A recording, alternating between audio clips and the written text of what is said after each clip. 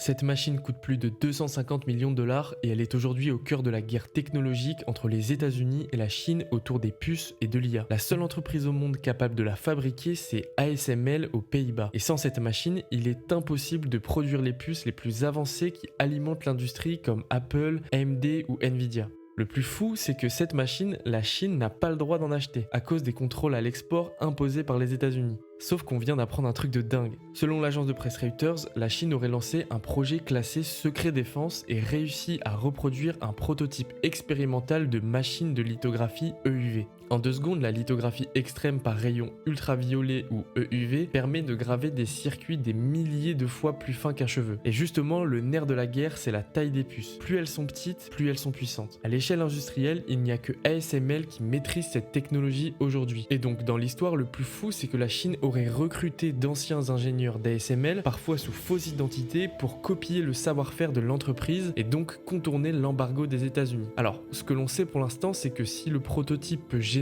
de la lumière EUV, cela ne veut pas dire qu'ils savent déjà produire des puces fonctionnelles. Le vrai mur, ce sont plutôt les optiques. Les miroirs doivent être tellement précis qu'un défaut à l'échelle de quelques atomes suffit à rendre la machine inutilisable. Donc, d'après les sources, l'objectif serait plutôt d'avoir des puces autour de 2028 ou 2030, ce qui reste bien plus tôt que les dizaines d'années estimées par les experts.